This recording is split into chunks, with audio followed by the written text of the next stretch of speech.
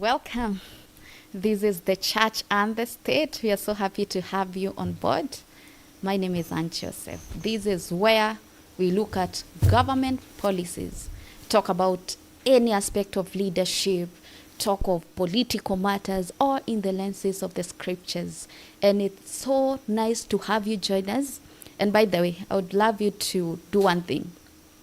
Take a notebook and a pen if you must, because the discussion of today will be so informative. Not only informative, but also it will change your perspective, your mindset. Because with me on set is the governance expert, the only Ambassador John CW. So nice to have you, sir. Thank you very much. You're making me shy. But that's who you are. Yeah, thank you very much. Yeah. CW John is my name. How has your week been? Very, it has been on motion. Mm-hmm. I've been on a lot of moving up and down. Okay. Went to the county of Meru, Wow. left there, went to the county of Embu, Mm. left there, came to the county of Moranga. Wow. Welcome. And by there I've been having exams. So Oh. yeah, this whole week has been quite, my last paper for this semester was today. So But being who you are, I know you are showing them dust, eh? Ambassador. well, ni mbaya. We thank Yeah, God. it's yeah. How have you been? I don't know whether to say good. You know, this week has been full of things Yes. that I feel should be our major focus. Mm. Actually, I was going through TikTok today, and I saw something that is so heartbreaking. I don't know, it's a trend called Remove the Stranger. Mm. Have you heard of it? Yes, I actually saw it today. Yeah. Yeah, Yeah, it's a coded language to, it's like a decent word for abortion. Okay. And you see, according even to the Constitution of Kenya, leave alone the Bible, actually, which is our very main voice of command, even the Constitution of Kenya says that life begins at conception. But these people are saying below 12 weeks, you can abort, and actually they are delivering pills at your doorstep. Wow. Young girls, you know, I saw those posts, and young girls are commenting. They're just saying the number of months that they are pregnant, and they just want to do away with it. You know, Right. diapers are higher than, you know, I don't know where we have gotten as humanity. It's so easy to do away with life. Right. So my week, I wouldn't say has been joyous. And you also remember what was happening during the week. We had the opposition leaders, we had the government somewhere in the barrio, and we know the remarks were the way they were. Maybe you're going to put your input. And again, we had so many vehicles lining at petrol station. Actually, as at yesterday, I don't know whether they were able to bring more fuel. Like 68% of the filling station, they didn't have. I was actually Well- affected. I was coming from Meru. So I had to stop at Embu, all petrol station. There was actually one petrol station that actually had fuel. We literally drove to an interior place. By the way, let me tell you, when things happen is when you really know the power of Yeah. what you ignore. Yeah. You know these little funny pumps where they put That we just passed them on a those two normal little day. pumps. Yeah. Me, I said I'll be putting fuel. Mimi, They were I'll lifesaver. be putting fuel on those little pumps because that's the only place where we could find fuel. Oh my God. We literally had to go into a certain town. We left the main town and had to drive somewhere into a certain town. And then when we got there, they normally use them for these motorbikes. So the motorbike people are telling us, please don't tell people there is fuel here. This is our fuel. I know. Yeah, so I'm appealing to Kenyans, where those little pump stations, Yeah. they are really mighty. They are really mighty. What's the issue? Because I don't think all nations have been affected. Of course, there is the blame on Iranian war. And actually, the government of Kenya, they're insisting that we have enough fuel. But from the view, it's the opposite. What do you think is the problem with our nation concerning the matter? It is actually, you know very well, I mean, church and state is a very both constitutional, first biblical approach of things. Yeah. Then number two, we give honor to where honor is due. I derive my point of view from the words of Jesus. He says, give to Caesar what belongs to Caesar. Yeah. And give to God what belongs to God. God acknowledges, and I know many people will not understand it, but listen to my point of view. God acknowledges specific things that don't belong to him. For example, sin does not belong to him. That's why he says, he calls Satan the father of lies. He actually calls it the word father. That word father is a very huge word when it comes to creator. So sin does not belong to God. There are things that God is okay them not belonging to him. He has full authority over everything, but not everything originates necessarily from him. Sin is among them. Yeah. So when they wanted to trap Jesus concerning the currency, which was the shilling, or I mean however you want to look at it, the currency coin, of that particular time, the coin, that's the word I was looking for. Jesus says whose face is on the coin. So this is an issue of ownership. And then he says, if the face is Caesar, then give to Caesar. He acknowledges that that coin does not belong to God. It belongs to Caesar. Currencies are made by men. So it's very paramount that we understand that as a believer on this platform, we balance what belongs to Caesar and what belongs to God. We shouldn't teach Christians on what only belongs to God. When it comes to Caesar, whatever that belongs to Caesar, God gives you grounds to give to Caesar. Now, having said that, looking at it from that point of view, there was a young gentleman who happened to be a Jew, and at that particular time, a king, or rather a ruling monarch, had a dream. In that dream, long story short, 7 fat calves, 17 calves. Then he had a dream. The 7 fat calves ate the 17 calves ate the 7 fat calves and stuff like that. And so the king was perturbed by the interpretation. Number one, when it comes to an economy, you need someone to interpret seasons for you. What is happening in Kenya is lack of interpreters, which in our modern time would call them advisors. People that are able to peep into an economic future, the future from an economic point of view, social point of view, spiritual point of view, which is now what you call a prophet. People that can peep into the future and, give us a glimpse of what is happening. So long story short, Pharaoh has a dream, and the only person that could interpret the dream was Joseph. Remember, all the magicians, the Bible said, they couldn't interpret that dream. So they finally begin to, interpret that dream. And from that dream, Joseph tells Pharaoh what the dream means. It means the 7 years of plenty and then the 7 years of drought. And then Joseph gives the king a very, economic approach to this problem that is coming. And he told him, number one, when there is plenty, the first thing store. I don't know, when people read the Bible, especially believers, they shock me. To try and isolate leadership from scripture, it's not even a possibility. God himself first is a leader. So the concept of isolating leadership from Christ is not a possibility. In fact, Christianity is all about leadership. God is a leader and he wants his children to lead. So here comes Joseph, he gives the king first 7 years save, and then the 7 years, what are you supposed to do? You're supposed to, when the 7 years of dry come, you realize that all those countries in the world, because the Bible say that Joseph ended up through Egypt saving the whole world. Can you imagine the whole world? They came to Egypt to buy grain. Now you imagine grain that is feeding people and enough to sell. And this idea came from a believer, came from a person that believes, in the true God. It came from our own. The Bible says by faith Enoch, by faith, talk about the concept of faith. So he gives the nation an economic approach to salvation. The church will give us a spiritual approach to salvation. It's not wrong, but the church is also designed to give us an economic approach to salvation. Salvation is not just spiritual. salvation is the word being saved from. So the nation needed to be saved from an economic downfall, which was going to appear 7 years to come. Yeah. Apparently in Africa, we are not very good in looking at future events. In Yeah. fact, most of them recurrent. For example, Yeah. the other day we had a lot of rain. Yeah.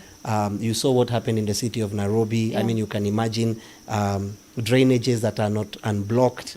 So you saw how many people ended up dying Yeah. simply because there It's is a river that, unfortunate. broke. We know very well next year the same thing will happen, Yeah. but we don't plan for the future. Actually, I saw something about 10 years ago when they were saying floods, how they are You see? destabilizing the town. Exactly. So we just like Joseph, what is happening in Kenya is like, or rather in Africa, we don't prepare for the worst. We pray that it shouldn't happen, yet we need to pray and prepare. Okay. In any event, anything would happen, we need to be more prepared. So long story short, what is happening with the fuel issue is a sign that someone ate the 7 years of plenty. That's right. And they did not prepare in any assumption if our oil comes from Middle East, if our oil comes from Iran and all those countries.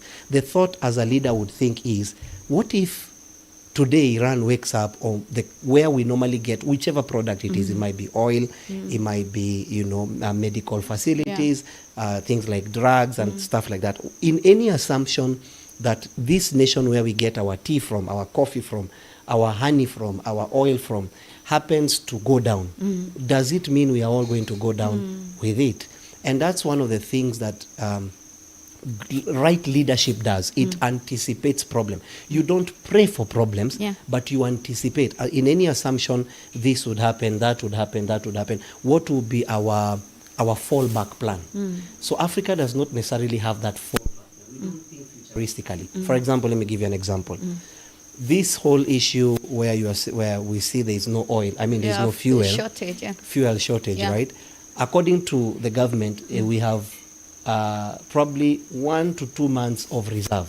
Let's even assume 3 to 4 months of reserve. Kenya, we have 30 days. 30 days of reserve, Yeah. 1 month of reserve.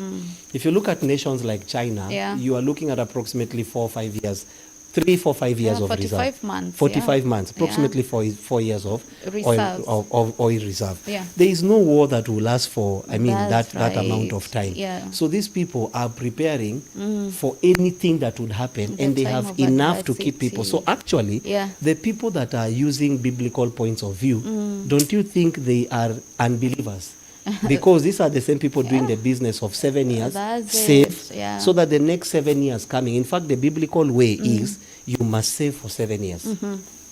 You must have, as a government, you must be able to save resources that can run a nation for a plague that would happen for approximately 7 years. We will need to improve how we deal with our savings department because, as we all know, problems are there. You don't pray for problems, but you anticipate if a problem comes, how will you be able to deal with it? So this is the case of Africa, and I pray that the church would open its eyes and realize that all these things are in the Bible, and it is our business to help Pharaoh run a nation. But again, why do we need to import the oil from Middle East when we have crude oil all over the continent? Actually, Aliko Dangote has one of the largest. Not one of the largest. He has the largest in the world oil refinery. Yeah. And in the second urea globally refinery, it's him, and it's here in Africa, and in that's Africa, why do we need to? it's deals. Yeah. So let me explain how it works. You had things like G2G, which is government to government and stuff like that. Yes. Let me tell you how it works. Let's assume there is a construction contract in Kenya, right?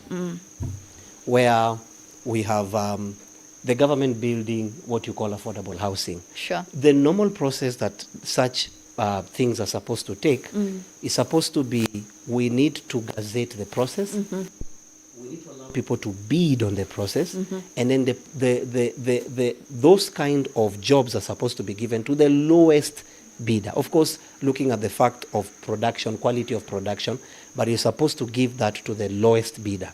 Does it happen in our case? Not at all. Even when the government gazettes this particular contract. For formality. It's just for formality purposes, because already someone somewhere has already been given, but so that it goes through the process and no one will be able to sue the government and stuff like that, for formality purposes, but they already know who the contract belongs to. If you look at it from that point of view, there are already people that are capitalizing from import of not only oil, import of oil, import of medical facilities, import of drugs, which most of the time you notice that the drugs called generics, import of unnecessary things that we can actually produce here locally in Kenya. And so by looking at it from that view, you get to see why we end up importing from unnecessary locations. For example, if we have the biggest oil refinery here in Africa, why would Africa be affected? Let me narrow it down to even Kenya. Why would Kenya be affected by Middle East? What is happening in Middle East as pertaining oil? Why should Kenya be affected if the biggest oil refinery is in Africa?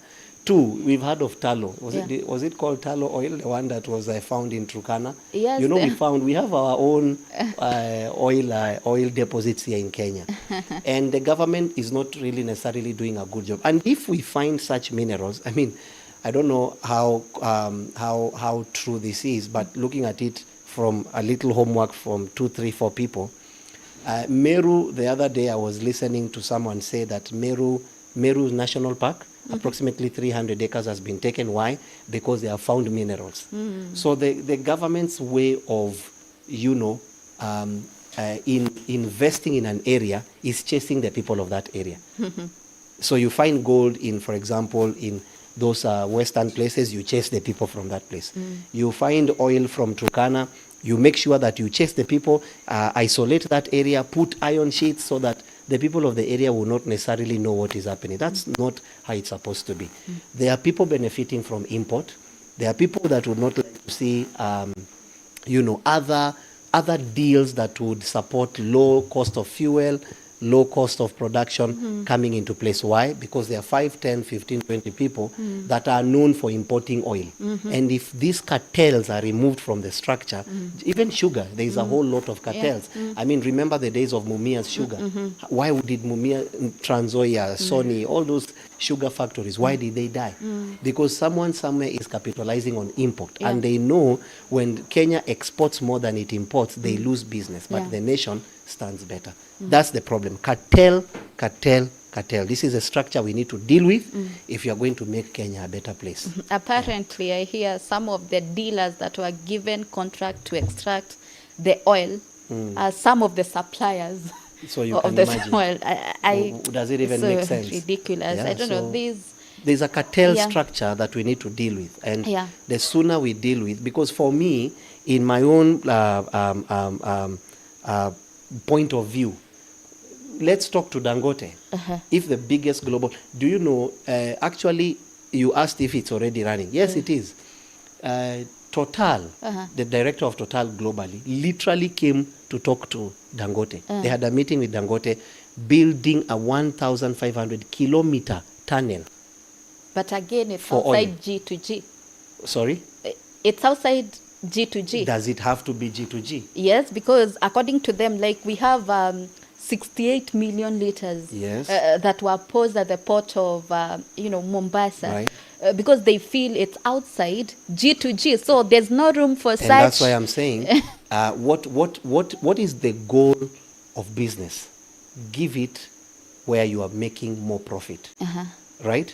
So if we as the people are making more in terms of spending less, if I give you an opportunity beyond G2G, right, and you're importing, and I'm making, the people are going to buy fuel for less, 50 shillings less, 30 shillings less, what is supposed to happen? You're supposed to give it to the best bidder. It doesn't necessarily have to be G2G. It simply has to be, here is Dangote, he's the biggest oil refiner. And by the way, let me ask you, why would Total think of striking a deal with him?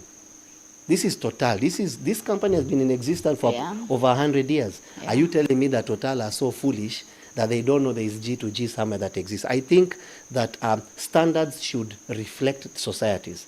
If G2G works there, continue G2G, right? But if there is another way of, exploring alternatives, exploring different kind of wavelengths, I think it should be the government's work to push to it and see Yeah. that our people here are getting a better deal than using that other platform. This is what I would suggest. Dangote has a lot of oil. We don't need to get oil from anywhere. And especially Kenya here, we have again another oil. But unfortunately, a few pockets end up benefiting from this structure. And it's very sad. Yeah. You know, going to the deeper matter, actually, the war in Iran. You know, most of the African country, I heard the book Nafisa Traore Right. talking about the issue of oil and minerals that are in Africa.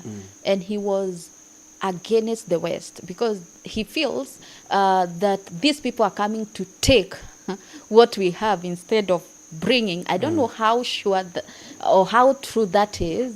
And also they are hedging the war that is in Iran to minerals, whereas the leadership in America, they're insisting we are here to help solve a war and reestablish peace that has not been there. As an ambassador of peace, what do you think of the war that is happening abroad? I think that peace is achieved. Yeah. The way we look at peace, we think that it's something somewhere.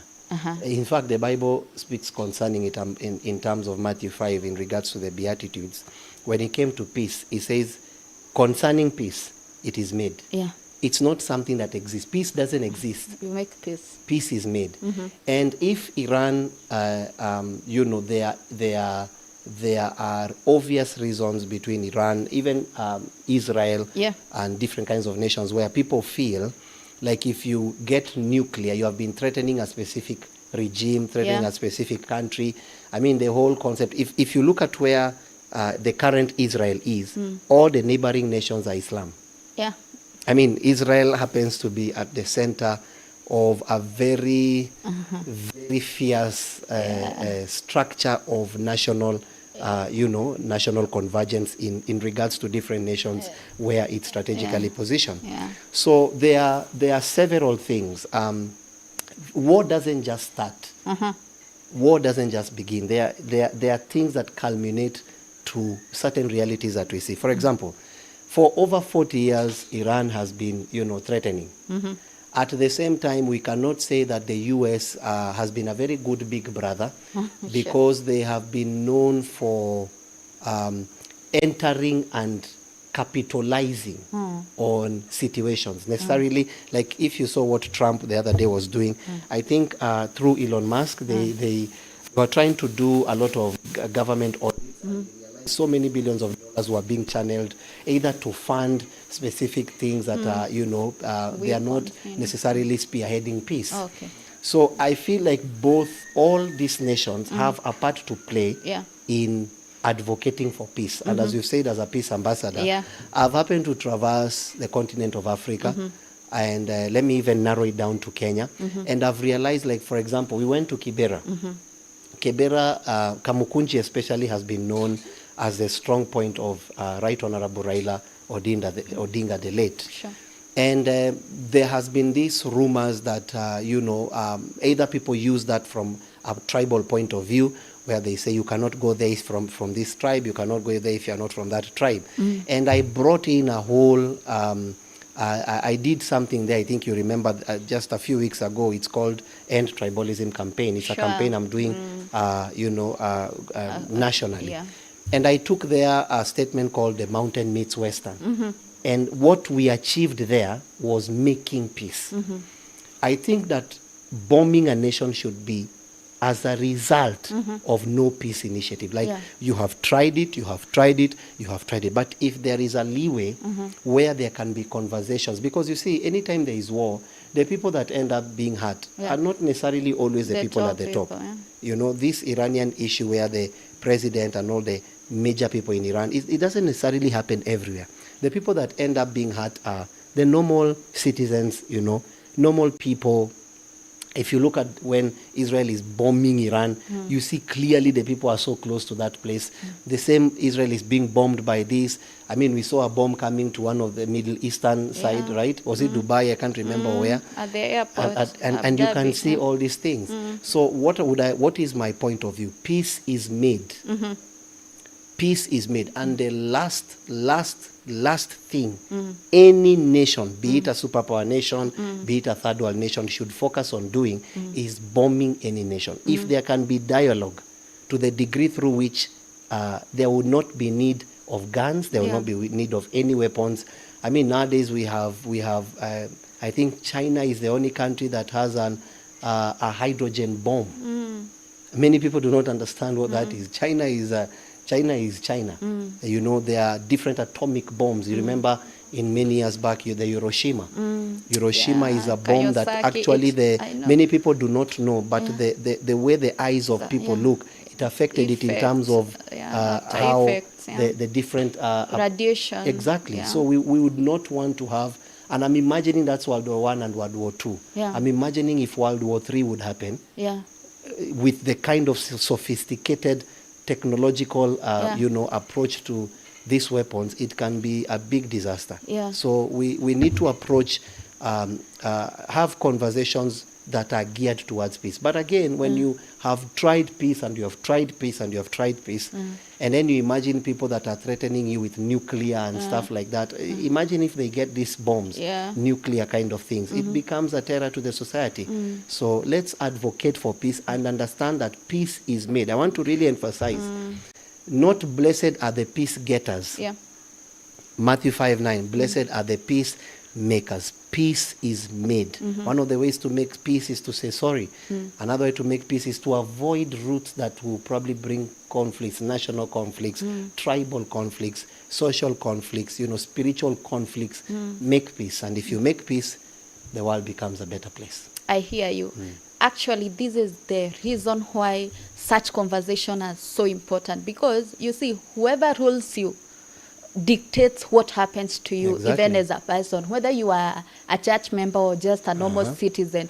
Because remember what had happened. The president of the United States had given ultimatum for him to, actually he made a statement that a whole civilization to blot out, will perish. You see how powerful governance is. Very to powerful. A people. And it's so saddening that as the church, we are not seeing the depth, and we are fighting those people who are trying to come and, bring change and act for God. And actually, God is always for the people. So our belief, as much as it's directly to God, it affects man in a positive way. And the church needs to do a better job. The church needs to, let me tell you the enemy of Africa. Sorry for taking a time, but allow me to point out the biggest enemy of Africa is religion. Salvation is not a religious word. It's literally a kingdom word, where a king enters a territory, takes over the territory by how much sacrifice. Unlike David, they fought. Unlike Jesus, he sacrificed. So he took over the world by laying down a sacrifice no other can. You understand that? So if religion will come out of the concept of the African church, like for example, someone already now is affected with the fact that he feels the church should not be discussing what is happening in Iran. Wait until that bomb comes to Kenya. Then you will know that the church can be affected by the bomb. And actually, we don't have the thing to intercept. We just don't. like Israel. Actually, we do. Kenya, let me give credit. Oh, we do. Let me sit well. Kenya bought, which one did you use just right now? We don't have the interceptor. We have I don't know if the media team can look for it. We recently bought the truck that can intercept bombs. I think for around 2 billion or 3 billion. I saw it. Find it, and then if you can, put it online. And I felt we were very strong and powerful. I actually felt we could beat a lot of people now.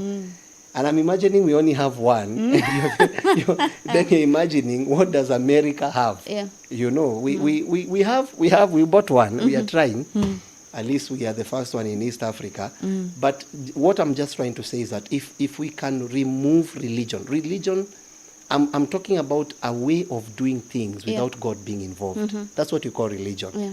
It's true, it's a way of doing things. You know, we were born wearing this. We were born doing this. So you don't question that. And apparently this has brought me under loggerheads with many people because I question what I need to do. I question it. And unfortunately in Africa, we are not, if you remember your parents, we are not trained to think. We were trained to implement. Yeah. If I tell you to wash dishes, wash dishes. Don't ask questions. Don't ask questions. Yeah. If you ask questions, your mom creates this whole story as if you want to kill her. Beat me. You want to beat me now. Now you have become a big man. You have become a big man. Now you have become a big... And you're thinking, Mom, where is this coming from? So we were not given an opportunity to reason. Yet the Bible is all about reasoning. Come, let us reason together. The day the church begins to reason, reason with economic people, reason with social people, reason with governance, then you see that bomb. I actually remember it became a point of when Iran started throwing bombs. They were giving coordinates. I don't know if you remember the jokes. People gave the coordinates of State House. So hilarious. Yeah, Kenyans can be something else. Kenyans are just Kenyans. Yeah. And you can imagine if that bomb comes here, the conversation will be, do we need to wait until something happens in order for us to start reasoning about it? It's high time for the church to embrace change, put God in every sector. This is what I'm advocating for. I believe Jesus runs it all. And the minute we begin to put people in every sector, the church becomes the winner at the end of the day. We are going to take a short commercial break. But before then, still in Africa, there's an issue on democracy. Right. Because there's a question whether are we really independent as a continent? And again, are we structured and do we have capacity to govern ourselves? Because the fights that are coming on the way and the things that we are witnessing, there are things that are just, we are going to talk about it. Wait, before you go, you see, that's the car. Sorry, it's unprofessional for me to cut you. Yeah, but you see, I don't know if the people online are able to see. Please show the people online so that they know Kenya is not a game. Kenya acquires the surface to air Python and Derby Spider air defense system from Israel at a cost of 3.4 billion. So we are able to intercept 3-4 bombs. But when they get to 10, you need to have run very far away from the location of that bomb. So Kenya is somewhere, and I think Kenya is the first one in our region to acquire this. We are trying. We are trying. Somewhere. Yeah. Credit to Kenya, at least we are somewhere. We are going to take a short break. Coming, we are going to continue with the discussion. I encourage you to like, share, comment. You know, this discussion cannot end with just you feeling good. It's not just a good discussion. It's something that is meant to change you and a whole nation. So keep connected. We are going to come back.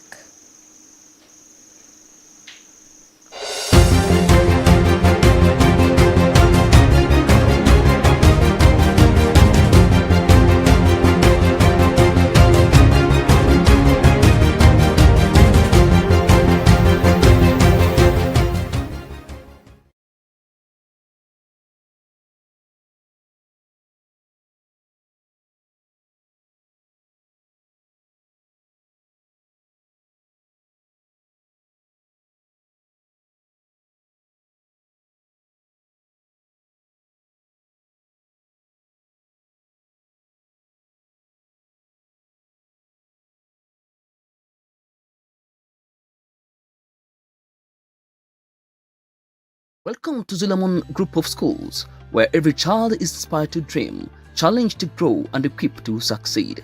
Nestled in the heart of Keno, Muranga, Zulomon Group of School is more than just a learning institution. It is a home of excellence, character, and purpose. From daycare and creche to PP1 and PP2, grade 1 to grade 6, and junior secondary, we provide a complete and nurturing academic journey tailored to the need of today's young learners. At Zilamon, we believe every child carries unique potential, and that is why our classrooms are designed to encourage curiosity, creativity, and critical thinking. Our teachers are passionate, highly trained, and dedicated to creating a warm, supportive environment where learners feel confident and valued. We combine strong academic with hands-on learning, digital skills, arts, sports, and spiritual development, helping children to become well-rounded, responsible, and future-ready. We don't just teach, we mentor, guide, and inspire.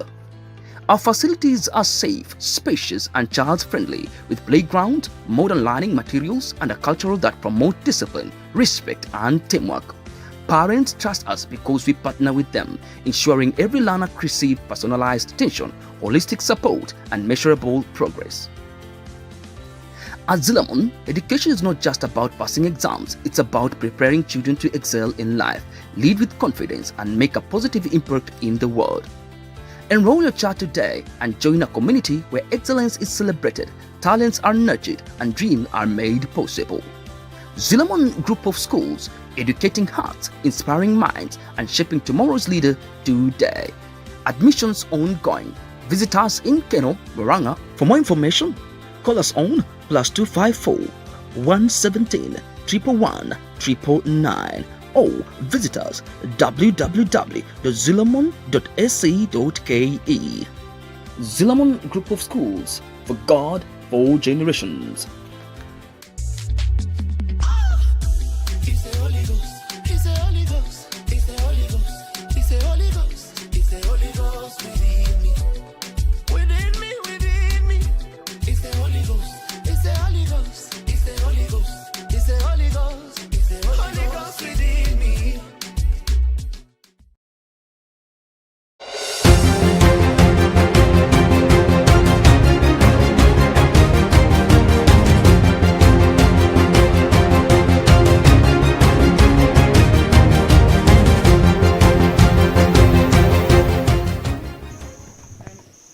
Welcome back. This is the Church and the State, where we balance government matters, talk of the policies, talk of any political leadership matters in the lenses of scriptures. Actually, we look at them in the lenses of the scripture and balance them against the biblical standards. And with me on set is Ambassador John C.W.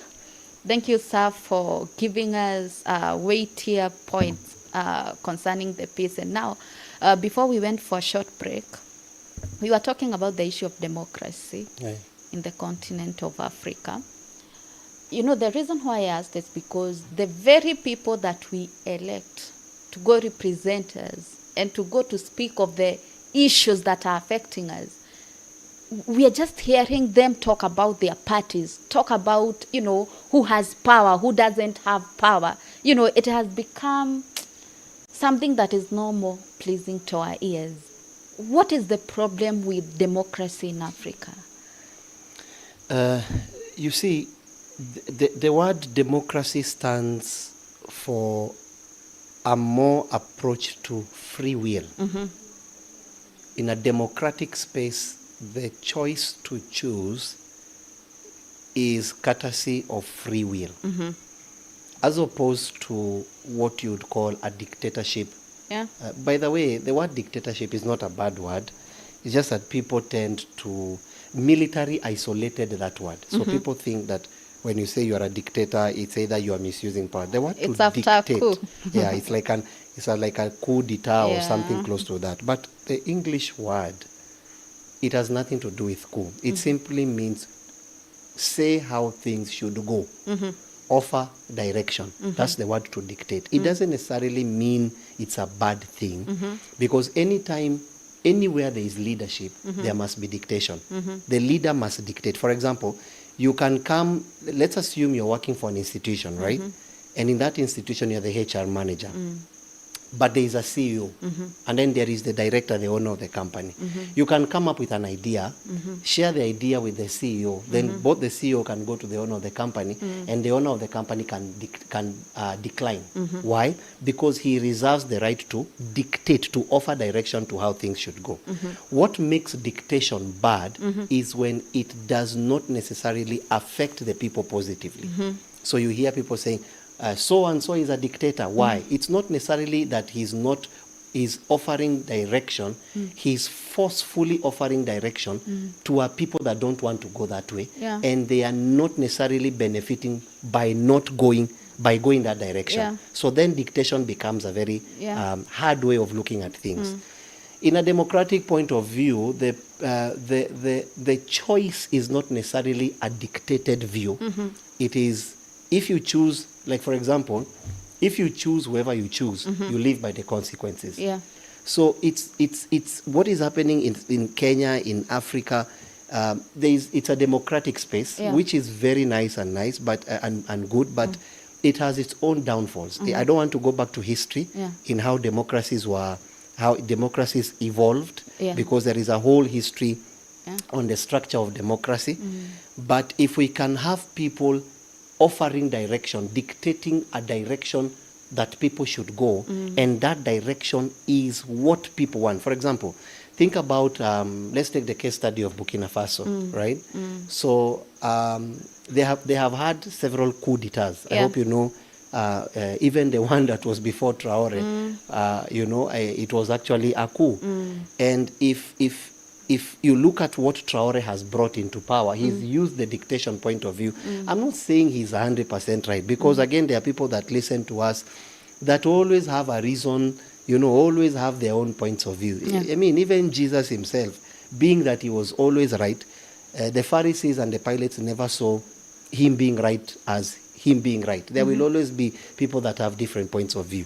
But let's just give credit to where credit is due. Looking at what Traore has done, and the previous predecessors, those people that were previous before him, you cannot but give credit to Traore. You can't but do that. Of course, I know that there are several things that they managed to do as a country. One of them was elections and stuff like that, which I would not advocate for.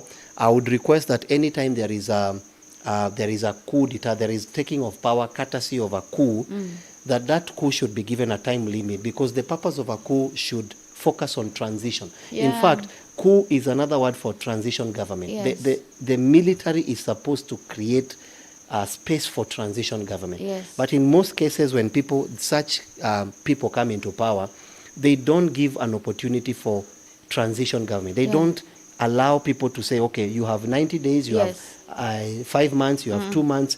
We are going to act as middlemen to transition this government from the point you are to the point you are in. And I think there is a president that did that, and then he stepped down and he went for an election here in Africa, and he won the election. So that's what we are trying to say. So even though dictation has its own fair share of light, there is an equal measure of darkness because of the way people have misused that reality around that play. So that's my point of view concerning that.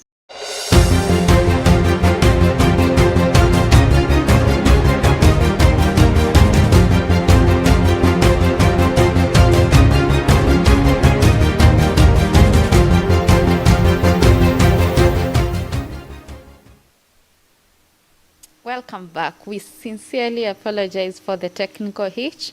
I hope that you can now hear us loud and clear, and you can see us. Yes, before we experienced that, we were talking about democracy, and Ambassador had expounded on the issue of what really dictatorship means, and what democracy in real sense is supposed to look like. And I was telling you about the issue of multi-party. You find that they are not just vehicles to carry people for election. It's not just a ticket that you're elected with. It goes even to the parliament. We have what we call the minority and majority, and it depends on the ticket that you won with. So majorly, you find that instead of people focusing on the issues that are affecting people, they are there to pass their agenda, their political party agenda. And I think that's what is happening in Kenya, especially looking at what we saw during that burial. You know, it's all about parties. It's no longer about mwananchi. What do you think about this party issue? Unfortunately, systems determine outcomes. the system that is working in Kenya, if you remember the multi-party, I mean, there are several people that really, back in those days, we used to deal with KANU. Yeah, it was one party system. It was one party. And then you remember there are several leaders that came into play. And actually what we are speaking about is not necessarily just Kenyan. This is a global approach to leadership. Anywhere there is democracy, there is party. Talk about Uganda, Tanzania, Rwanda, Nigeria, South Africa, you see parties. And so Kenya moves from one party, and then they come up with this multi-party. They form two. Exactly. And they push for more than one. You would tend to think that that push beyond KANU was going to offer solution and a level of freedom that would give people room to experience more from their leaders. But what has happened from 2002, I remember when Moi was going out and Kibaki was coming in, the songs that could be heard, being sung. These people literally sing those songs, or rather we sing those songs of freedom because that's what we are expecting from every change of a regime. To actually 2022, you remember the way there was just a level of joy in the atmosphere when Ruto came into power. That's right. Not because people are wrong, but it's simply because every regime has what people are trying to come out of.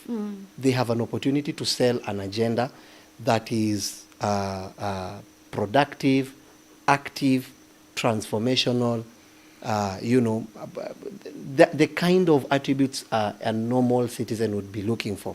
So that's why you see the kind of sound that comes on board, the kind of celebrations, the kind of, peace initiatives and things like that. But apparently, as we keep on going down the hill, you realize that even though this multi-party, democracy and things like that, we are like back in this pit hole. Reason is because, do you realize now, can I shock you? Yes, please shock me. Do you realize that all these leaders are back to KANU? Yeah. These leaders are KANU. From the president down, it's KANU. Opposition is KANU. Think about all these structures, they are KANU. So there was no need for multi-party. So at the end of the day, in my mind, we are still being ruled by KANU. That one party that we are all trying to come out of. My thought is this. You want to change something? Change the system. You change the outcome. Don't focus on getting the seat. Like, for example, the things I'm doing. Many people would think it's about a seat. I'm not focused on a seat. It's not my area of preference. I am targeting Goliath. Because if you cut the head of Goliath, then the whole structure that came with Goliath falls down. You don't need to fight the Philistine. In fact, the Bible says they ran. You don't need to fight these little things. Fight the structure that keeps these lusts alive, that keeps this poverty alive. Fight that system. If we are able to change the system and understand that we need to put leaders in power, irrespective of the systems, or rather the political party they represent, the first thing we need to look at is, what is your intention towards the people? Because let's assume I've come in through a political party. Let's say KANU. And then the party leader of KANU is this particular person and that particular person. Like what you saw happen to Sifuna, what you saw happen to Babu Wino. It's not necessarily because they are bad. It simply shows that in parties there is power hierarchy. And even though you have this good motive, you have this good intention, you have this, view of how leadership should be done, the party still reserves the right of enslaving its members. So that enslavery of the members does not allow the members to necessarily participate in matters that can, build the normal mwananchi. And that's why you had, I don't know if you remember, one member of parliament saying last year, this president we passed it for him. This president this president wants, we passed it for the president. It's majority versus minority. A member of parliament does not represent the president. The members of parliament represents And what? the people of The people, the constituency where they were That's right, voted. yeah. So your area of focus should be, this needs to happen in my constituency according Yes. to the government. You go to your people, Yeah. the people of my constituency. Yeah. This is what the government wants to do in this area. Do you agree with it? But you make sure, first of all, you sell the realities. Yeah. These are the advantages, these are their disadvantages. Whatever those people tell you is what you go back to parliament with. Yeah. And say, according to my people, the ones that voted for me, because a member of parliament is not a representative of the president. Yeah. Is not a representative, should not that is not, because Yeah, they they are. should not be a representative of the president, should Yeah. not be a representative of the of the current leadership, of the party leadership. Yeah. A member of parliament is a representative of the people that chose him. But unfortunately, what you are seeing in our normal structure today, it is, if a member of parliament comes into power through A, B, C, D party, the will of the party is his first priority. Yeah. Then now the second is the will of the people. Yet it should be the will of the people. So a member of parliament should go against his party leader if it is going to make a positive impact to the people. If your people tell you, we don't want this, and your party leader tells you, we want it, a member of parliament should always choose his people over his party. But what is happening today? It's They party always over people. party Party leader, over yeah. people. And that's the problem with Africa. You know, apparently, the system is that way. It's crafted to be Exactly. like that. Exactly. And I would ask you, what is an alternative way of coming into government or to being elected apart from parties that you would advocate for? Because like even elections have become so expensive, because if I want to take a ticket of a popular party, I need to gather a lot of sum of money. And actually, there are even monthly fees to maintain your membership to that party. And you see, I will go take money. So my 2-3 years in governance, I'm going to think of how to return the money. Like, for example, the case that was happening the other day, the by-election. You see, the amount of money, 600 million is not small money. That's a lot of money. It can change an That person, even though they have an encounter and they want real transformation, what are you going to tell the party? We invested. It has become a business. So what is the alternative to this party issue? People-centered leadership. People-centered leadership. I'm not downplaying the need for political parties, because again, looking at it, in any assumption you are going for higher ranking power like the presidency, in the normal approach, apart from the fact that Article 1 of the Constitution, quotes, says, and I quote, all sovereign power belongs to the people, continues and says that the people have the free will to exercise it either democratically or, through those other processes.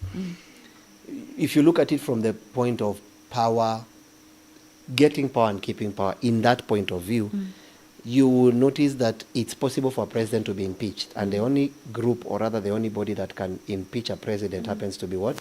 Parliament.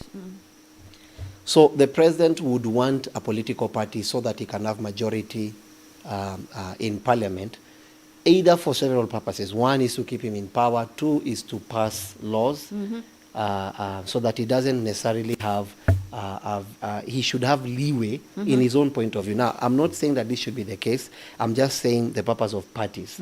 So most of the people go for parties because that whole isolation technique, where they end up being an isolated voice by themselves, is actually blotted out. So they tend to hide in these gangs, what I would call political gangs, where they come together. This is our point of view, and this is the reason as to why we should have parties. But in light of the above, my point of view is always one: choose a leader, not the party. Focus on choosing the individual first. We will deal with the party later. Because let's assume that party so-and-so has proposed so-and-so for the senatorial position. We all know that that person is either a drug dealer or just a murderer or just whatever it is that he is to the society. But the party has suggested that because this particular party is strong here, that is the party that is going to choose the people.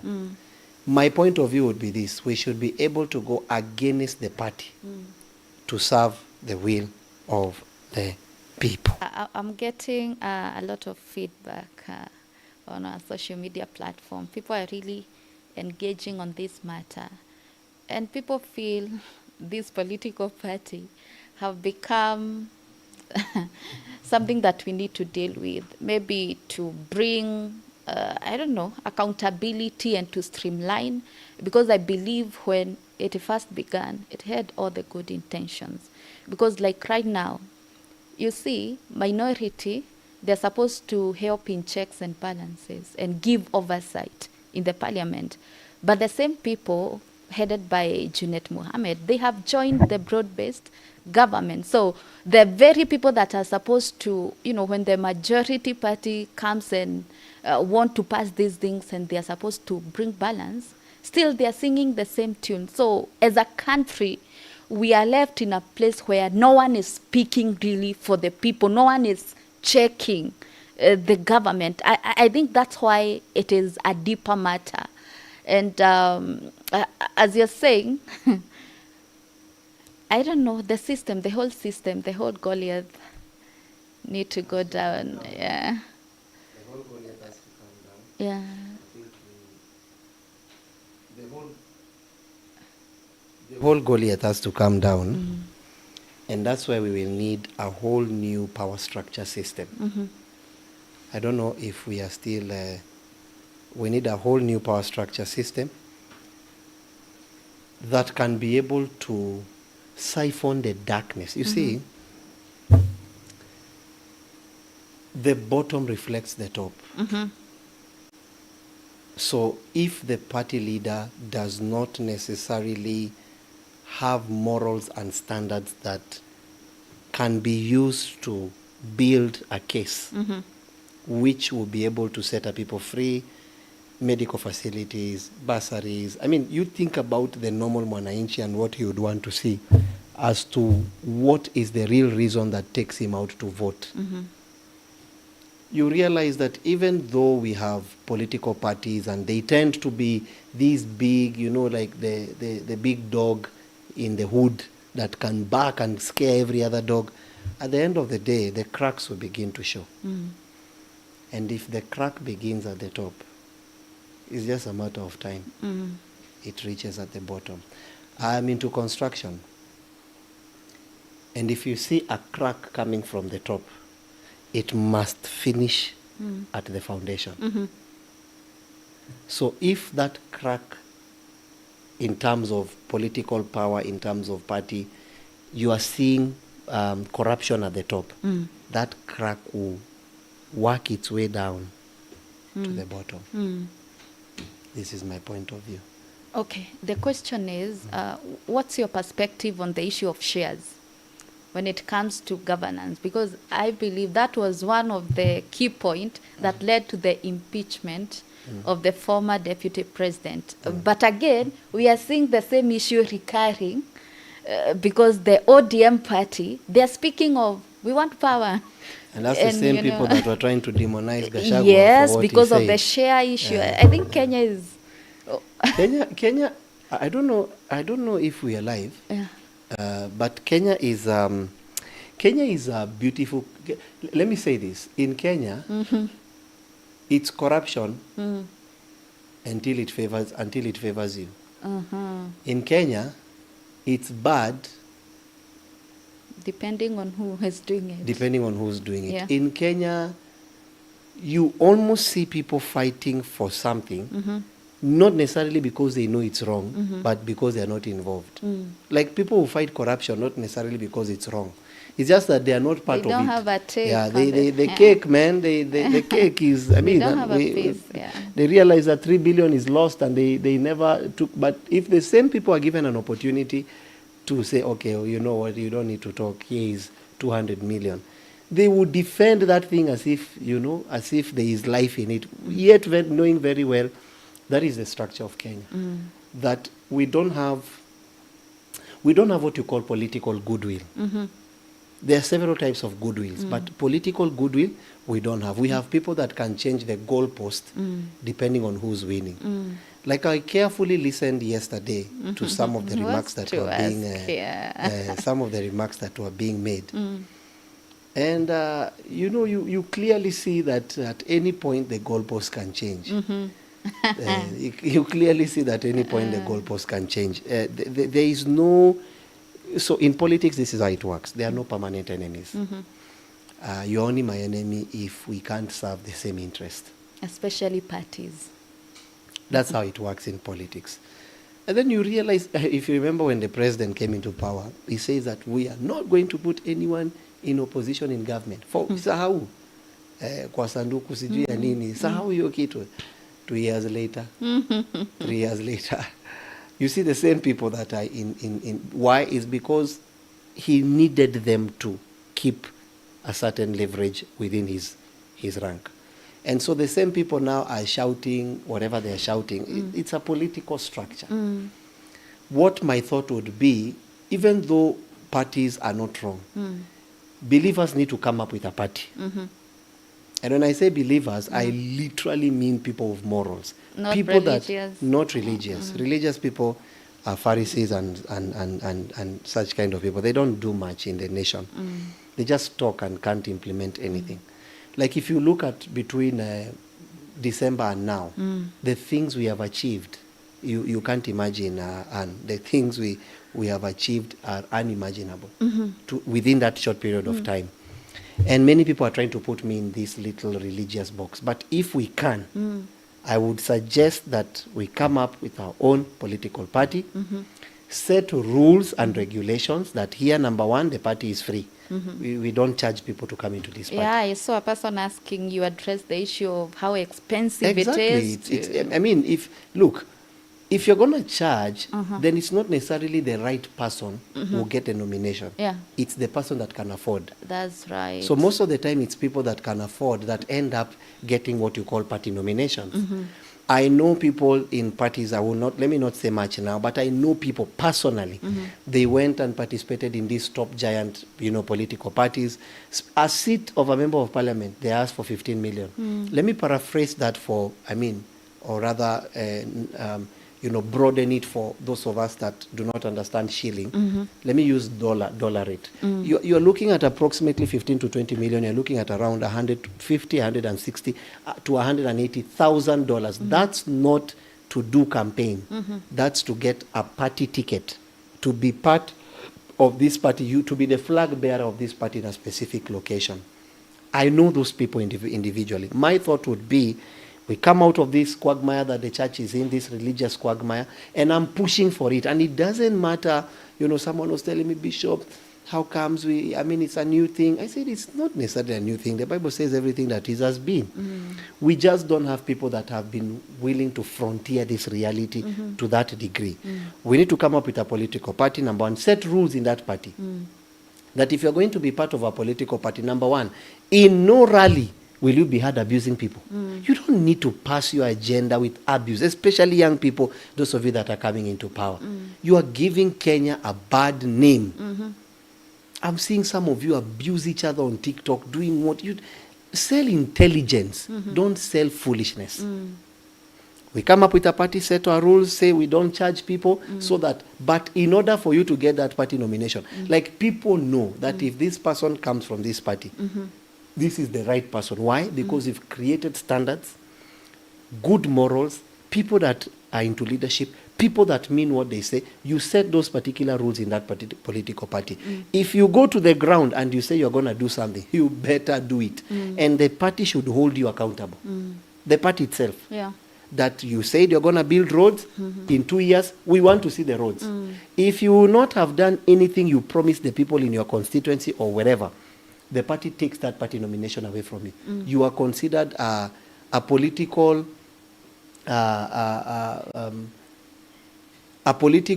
nomad, excommunicated from the party. These are the only ways we can be able. So instead of just saying remove parties, no. How can we bring morals and integrity into the political party structure, whereby if you are known for... Do you remember when Jesus when a question was asked, it says, can anything good come out of where? Nazareth. Can anything good come out of that place? Why? Because it has been known for so many bad things that even when something good is coming, it poses a threat that people won't believe it. That's the same thing with political parties. Not necessarily because a political party is bad as a political party, but we need to restructure, remodel, rewire, re-engineer, redo this whole thing so that people can come and say, what? If you're going to start a political party, I'm joining you. But if you're going to join us, A, B, C, D are the do's. E, F, G, H are the don'ts. If you do it, you are cut off. Even though you are the president, this party should give people free leeway of saying, the party leader says this, but if it is against the will of your constituency, for example, I'm using the case of a member of parliament, you are free to go the direction of your constituency, but still retain your political party position without necessarily you being excommunicated, simply because you are of different thought from your political party leader. These are the kind of things we need to do. And if we engineer and we restructure, and these are the things I'm doing personally, it is draining, Anne. Oh, sorry, Annie Joseph. Still, it's my name. It is so draining. Yeah. Because the kind of fight that I'm fighting is a very unique fight. Slowly by slowly, people are coming into terms. I've received so many messages on my platforms that people are telling me, Bishop, I'm a believer. Yes, the other day I was in a different place, and people, the gentleman I was meeting, was telling me, wow, Bishop, I really never knew that I can be a leader and come from the church. Because every time we begin to speak about these things, either we are excommunicated from the church, we are it's idolatry, we are cut off from the brethren, we are told don't join worship team. Like I know someone who was in the worship department, the minute they declare that they want to run for a position in their nation, the pastor cut him off from his roles and chores in the church. We need to really engineer. We have a lot of work to do for the body of Christ, but it will not be done by religious people.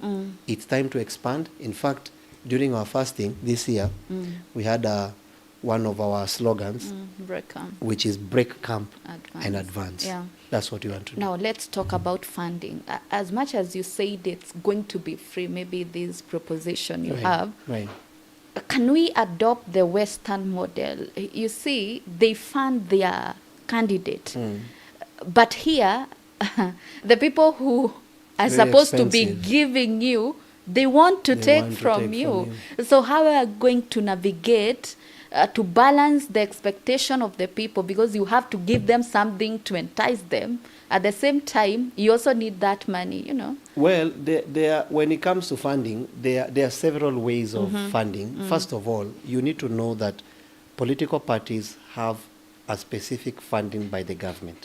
There is a government funding program that, but again, it will require your political party to get to a certain threshold, which is numbers. So based on your, like there are political parties in Kenya that get 200 million, let me say it in terms of dollars, $2 million, $3 million, $4 million. And that's why you realize people don't let go of parties. Do you now understand why? And they have running offices in a prime location. Yes, it's a money-making machine. Not, oh my because God. they know the government, every year, there is a certain amount of money that the government releases to political parties. They don't necessarily have the same leverage. They are given based on, you know, their influence, their numbers, membership, all those kind of things. That's one way. So politically speaking, there is an amount of money where the government secludes to help. Two, I don't know if you know about this. There is a series called, it's a series, what do you call this series about Jesus, the recent one? The Chosen. The Chosen. Yeah. I was looking at their funding model. I think The Chosen has been funded over $100 million US. Yes. So I was studying the funding model of The Chosen, whereby the whole production of The Chosen has been produced by the people. It has reached over 200 million. The reach of The Chosen is beyond 200 million people, and it is above 100 million worth of funding. So I was looking at the funding model of this thing because just to acquaint myself to more, strategies of future growth. And one of the things I saw with them is they fund the strategy. They come up with a strategy. They make the strategy public. For example, we want to shoot the scene of Jesus walking on water. Yeah. This is the budget. This is the place we'll be. This Yeah. is the cost of production. These Yeah. are the cameras we need. You open up the whole structure. Then people begin to take their own portions. One will come and say, we have the cameras, or rather, I'll pay for cameras, I'll pay for lighting, I'll pay for what. So that funding model is what we need to do. But again, looking at it from that point of view, we all know that even though, now I'm coming to the last point Yeah. of it, which is where you are saying that the normal mwananchi, Yes. because of the misbehavior, and I call that a misbehavior. So in case you are doing that, stop, which is my camera, This is your stop that, camera, that's sir. nonsense. If you charge for your vote, you will always get people that can afford, not people you deserve. Can I repeat my statement? If you charge for your vote, you will always get people that can afford rather than people that you deserve. We need to come out, and this is a global pandemic. Let me even reduce it to Africa. We need to stop charging for leadership. We need to make it cheaper to become a leader, because in any assumption I've spent 50 million and I've become a member of parliament, I've spent 100 million and I've become a member of parliament, and the amount of money a member of parliament is making per month, if you just put even the allowances and all those kind of things, you're looking at around, what, $1 million? Yeah. So let's take a case study of their whole time in power. If you're talking about $1 million, then you do times 12, that's around 12 million. So 12 times 5 is what, 60? Yeah, 60. That's around 60 million. Yes. In dollars, it's around $580,000 in 5 years, right? But I've spent 100 million. I've spent what? I've spent 100 million, over $1 million getting into power. What makes you think the first thing I'll do is to think about the constituency? Hey, I'll think about return on investment. to pay loan. Think about paying Yeah. loans, think about the big car, because Yeah. apparently when you Image. come into power, image becomes a very vital organ. And these are the kind of things that are spoiling the power structure of our nation. We need to make it very cheap, if at all, zero budget. People need to go back. You know, there's a country, I want you to study one of the African countries. Is it Liberia? I'm not sure. This country, you know those, the marbles, Bano, Bano, yeah. the marbles, So right now in Kenya, it's approximately 61.762 billion to run an election from the IBC point of view. You have not put the security, Yeah. which they need as how many hundreds of billions. So to run the election, you're looking at around over 100 billion, over 100 billion. Why would it be expensive? Why would people fund to know the leader? So this nation that did this, you know those marbles, they are so disciplined that they have, in every constituency, they have the bowls. And then they have green marbles, blue marbles. I was looking at this thing, it was so amazing. In Africa. In Africa, here in Africa. So when they are going to vote, this is president, green marble. This is governor. For example, I'm using a case study of Kenya. This is member of parliament, this is this, this is that. So you just go and take your marble and put it inside there. So they already have their self-discipline. And apparently in Kenya, we lack that self-discipline. Because even you that's saying, don't steal our votes the minute money is shown. And it's not a lot of money, 2,000 Kenya shillings. The guy will be the first person. Do you know, what do you call these people? Returning officers. Do you know how many times returning officers have overturned the will of the people? Returning officers. And if you are a returning officer that has done this, shame on you. There are so many returning officers. With all those forms and the biometric. Let me tell you, I won't say where, but there is a KMs. returning officer in a certain place. When the gentleman was about to win, they were given 25,000 shillings. And I'm saying that publicly. 25,000 shillings each person to overrule that. So the returning officer has a lot of power. So what are we saying? We should make it so much cheaper to make a leader. John Buddy should not be spending 61.7 billion to get a leader. Why should we be paying to get a leader. It should be very free, just like this nation. Little marbles. Little marbles. We go foot, and then at the end of the day, we count the marbles. Can you imagine? And that nation is very wealthy. But because they have that self-awareness, they have the self-discipline, they know that leadership is their business, and their business is leadership. Kenya, apparently, we have this big boy syndrome where money is the talk of the day.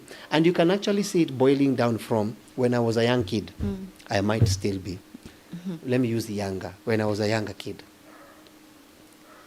When you saw an elderly person carrying something, what did you do? Of course, you ran and you took it, and you even asked him why you carry. You even make noise to him. Why would you carry and we are here? Today, you almost have to make a payment. Almost have to make a payment. As a Kenya we are in. I heard on the comment section people saying the 6th. I don't know what that means. Maybe 6 you understand. Is the number of man.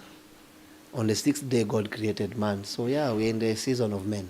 So we're in the 6th, the season of men. Okay. So you that's saying that it's your season, wake up and go work. God bless you. It's a very meaningful conversation that we are having with Ambassador, and I'm loving it. And also the comments are overwhelming. As we wind up, there's this issue you have brought up about how expensive election is, and also the corruption that is involved in bringing leaders. There was something you are talking about, blockchain. I heard you mention in a certain national television. Why is the move not being, being embraced by the government, and what's your word concerning it? First of all, I can see you have a constitution here. There is a constitution. So, I don't know. I hope it's not props. I've taken props. Like, make sure your props are real, because so this constitution is a very pocket-friendly constitution, as you can see. Very, quite a small book that is So Article 81 and Article 83 of this constitution, if you read it clearly, it gives credit to technology being used as a way of embracing the voting concept. So Article 81, if you don't mind, it's right here, which I might not have a lot of time. I can see. Okay, it speaks about this, electoral system and processes. So this is Article 81 of the Kenyan Constitution. So this is what it says, and I quote. This is how it starts. Chapter 7, Representation of the People. Part 1, Electoral System and Process. So it's talking about system and process, sorry to say. So this is what it says. The electoral system shall comply with the following principles. 1, freedom of citizens to exercise their political rights under Article 38. So you now need to go back to Article 38 and read it. 2, oh, by the way, I can see you have your own. You can take your own. So that my own constitution. I'm counted. And by the way, we want to bring these books to as many places in Kenya. So if you can, support this program so that we can be able to print such kind of books. And I'm not saying that this is ours. I was given this, but I felt it's so much pocket friendly. And when you say the word constitution, Kenyans have this bloated point of view that it's this ancient book that has 599,000 pages, 633, and it's for lawyers, and you have to wear this collar. No. It's just a very simplified book which is here. So have you found actually page 77, Article 81? So let's read together. Yes, have you found it? Yes. It says the electoral system shall comply with the following principles. 1, freedom of citizens to exercise their political right under Article 38, which now that political right, you must go to Article 38 and find that political right because it has its own boundaries. 2, or rather B, not more than 2/3 of the members of the elective public bodies shall be of the same gender. So we have a gender equality, concept here that has been, taken care of. C, fair representation of persons with disabilities. fair representation of persons with disabilities. D, universal suffrage based on aspiration for fair, next page, representation and quality of vote. Equality yeah. of vote. 5, and free and fair election. Yes. Do you realize the word is free? Yes. Is it really free? It's very expensive. It should be expensive and unfair election. I think those are the words maybe they mistook, because according to what we see, there is no free, it's not free, and it's definitely not fair. So I think we need to edit that to, well, according to the Constitution, that's what the Constitution prefers, but clearly we have the Constitution called men that claim other things. Then it says the other thing is by secret ballot. Another thing is free from violence, intimidation, improper influence, or corruption, clearly. Another thing is conducted by an independent body, which IBC should not be a puppet of the government or any affiliation. Another thing is transparent and administered in an imperial, neutral, efficient, and accurate and accountable manner. That's Article 81. You see where it goes? Yeah. If you jump to Article 83, if I'm not wrong, you'll see what it says there. A person qualifies for registration as a voter at elections or referendum if the person is A, an adult citizen, B, not declared to be of unsound mind, and C, has not been convicted of an election offense during the proceedings 5 years. 2, a citizen who qualifies for registration as a voter shall be registered at any one registration center. So by there, actually, if you go to different registration centers, they don't adhere to this. Another part is what?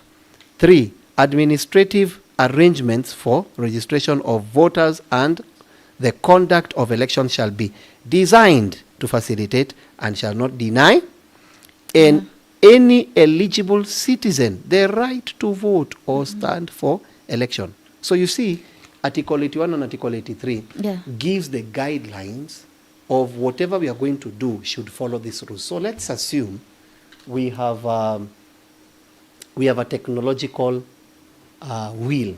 Actually, it's in Article 86. Yes. Yeah. Well, I thought we didn't have time. We could have read, but since you have given me the time, please read for us. It says that every election, the Independent Electoral and Boundaries Commission IBC shall ensure that whatever voting method is used, the system is simple, accurate, verifiable, secure, accountable, and transparent.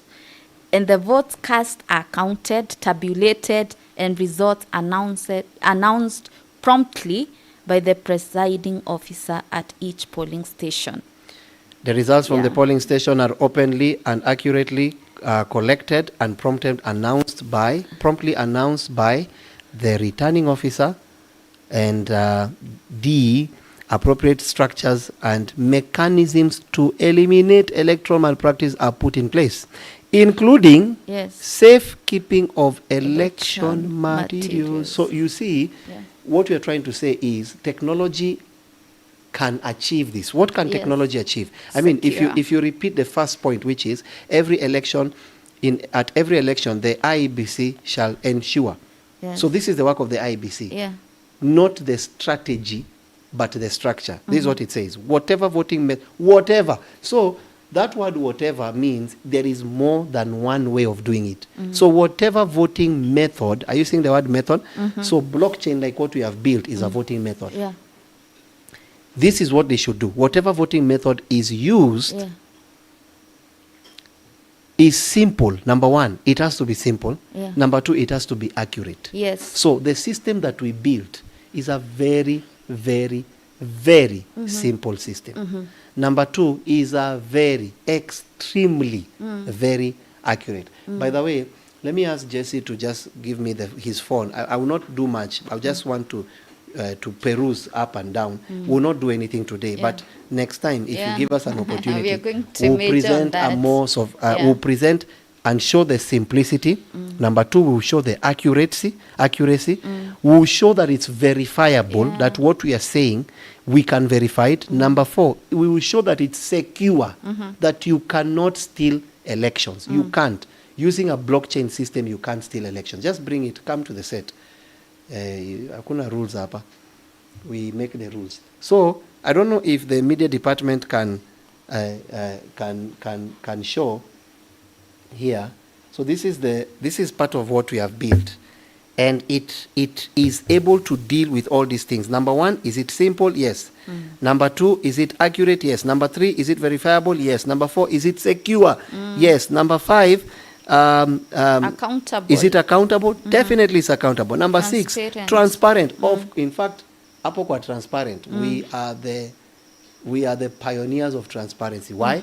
Because we are showing you that after you vote, you have the power to know.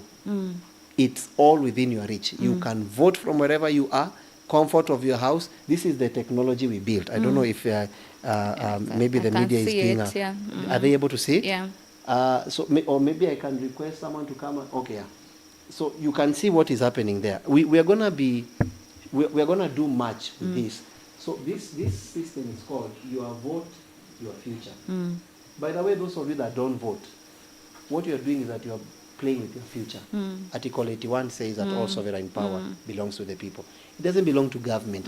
All sovereign power does not belong to what you call three arms of government, executive, legislature, or judiciary. All sovereign power belongs to the people. So what is a vote? The other word for the word vote is the word power. So if you reject to do anything with your vote, because we understand sometimes people say, what's the need? They have already done ABC. Go and take your vote. Because if you give your vote, what you are giving is actually power. And it is high time that we look at this thing. We're going to be looking at this technology probably later on, or maybe at another program. Then we see how this program, this is the phone. This is a phone. You can clearly see this is a phone. Is your media team putting this phone? Because I can't see it. It's like they are doing their own things. But in case they are not, we'll deal with them later. That's the power of being in charge.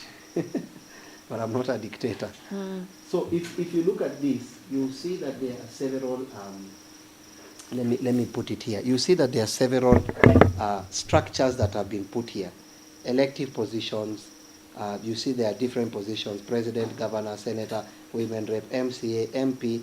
Then you see the word there, built for Kenya, democracy, blockchain, security, zero double voting, regulation, locked ballots, full transparency. These are the things, if you click, you're going to see them.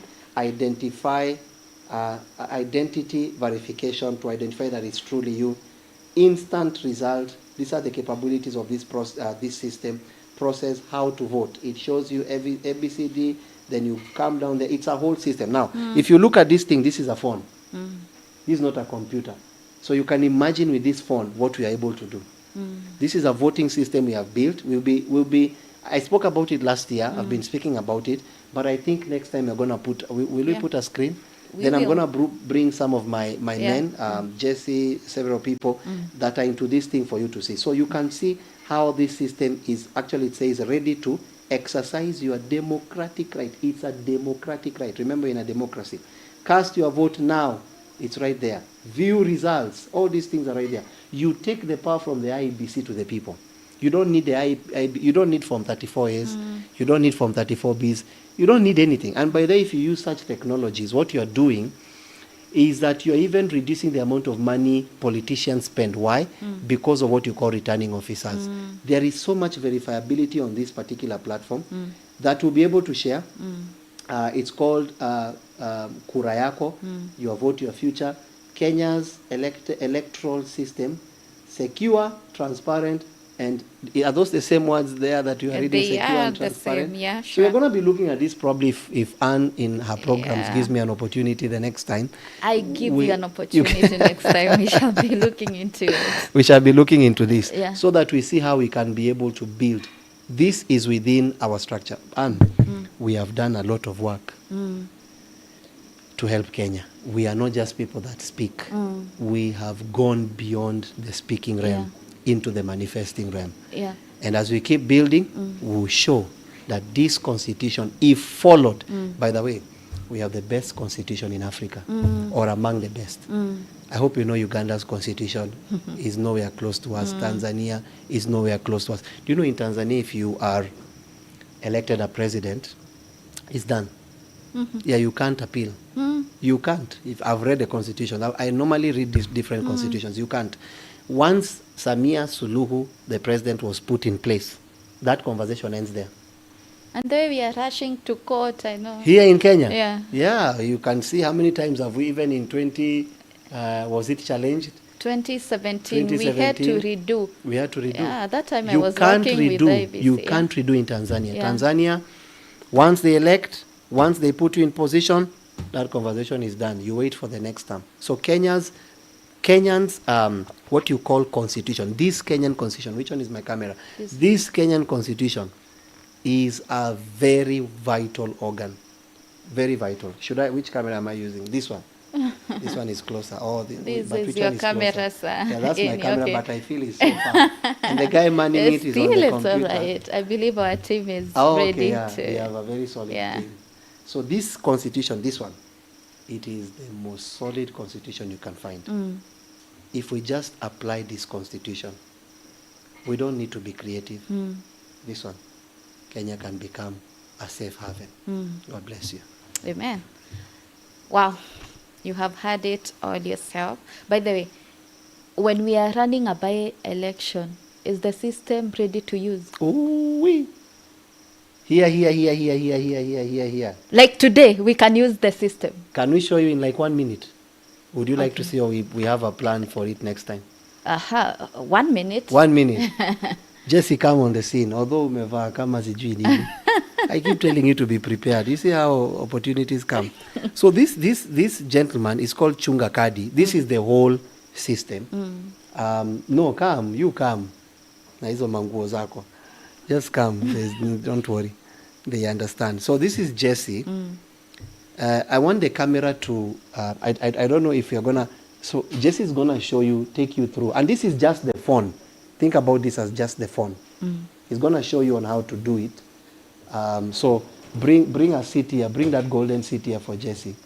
Thank God it's our program. We can re-engineer it as we see fit. So this is Jesse. Jesse, sit here. Jesse is going to show us how in a minute or two, and then we are going to do a full runway through about how this goes. So Jesse, try and here's so you make the camera, or maybe the camera you remove the camera from the stand and come behind it, Jesse. I don't know what you're going to do, but just do whatever.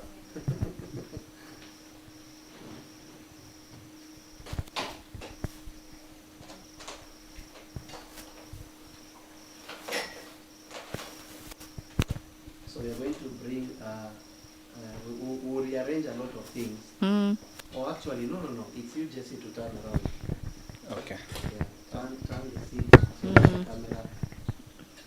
How did you look? Take your time. Take your time. So, so we are looking at the platform Hold that. the mic for you so that you are able to talk. So what we are looking at here is the platform, the blockchain-based voting platform, and as you can see, it is available on phone. So the layout is very simple. It's just an ordinary app, but it is very secure, impossible to hack, and you can see here we have a slot whereby if IBC gets to use this, because ideally that's who we intend to run. Of course, constitutionally, that's the body that's mandated to run an election. They're supposed to set a session here, and you can see that voting opens. We have not yet set the time. So if I go and access the admin panel, I can set the election to start in the next 10 minutes, and you will be able to vote. You will come here. You can come and vote. But as you can see, if you're not a registered voter, this is what you get. So in order for you to, you get this notification that voter is not found, but if you're a registered voter, you will have to come, now this is the voters panel. So you can see as a voter, you come here, you fill in your details, your full name, your ID, and you can set your own PIN. Just like Mpesa, the same way you secure your money, you can secure your vote.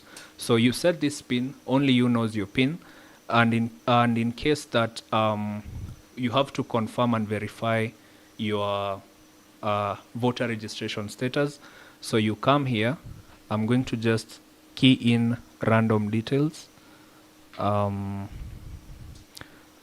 just doing this quickly,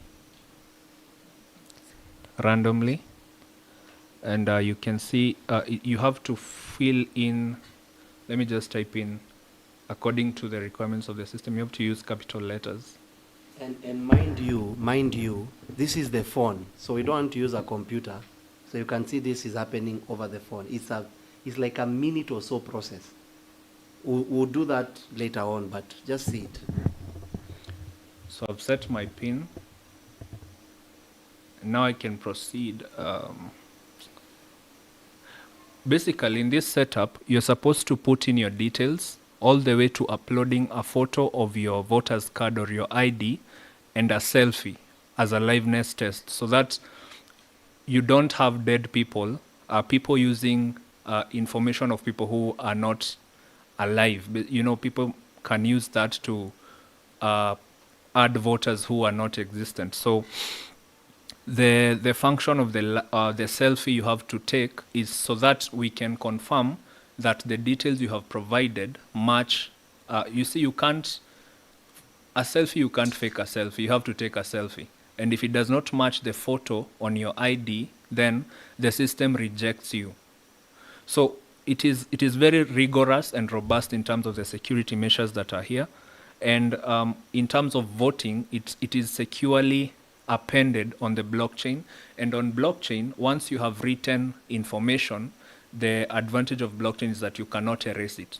So this is how we ensure transparency, immutability, and accountability. These are very constitutional terms that we have to ensure that we pay attention to. And because this is a run-up, I mean, I was not aware we will do this, so there are some things that need to be done before a demonstration can be done. But basically, you can vote at the comfort of your home. It's not impossible. Technology makes that possible.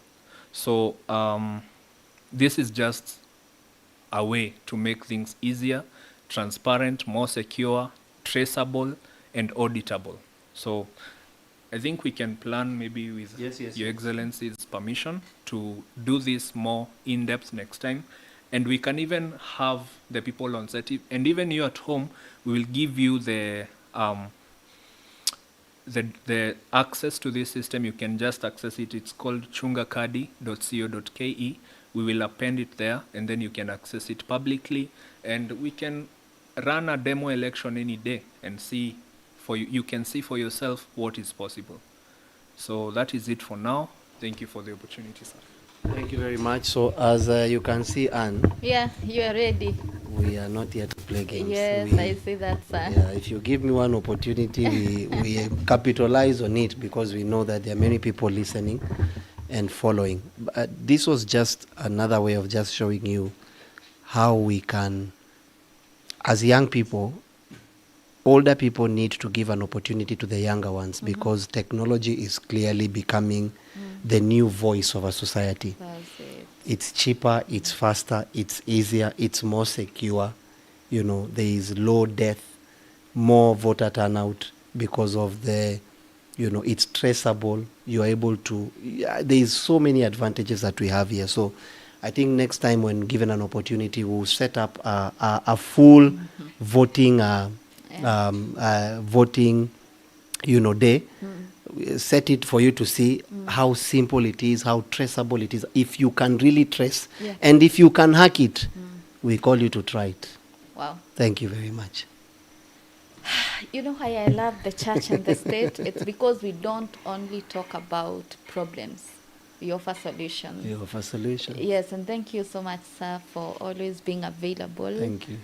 And communicating your heart. And what makes this even the best show in the world? I dare You think say it's the that. best show in the world? Oh my God. It's because we are not just giving our minds, you know, things can evolve, people can evolve, the will of man can change. We are looking everything from the lenses of the scriptures. Yes, And and by you are a the- great host, by the way.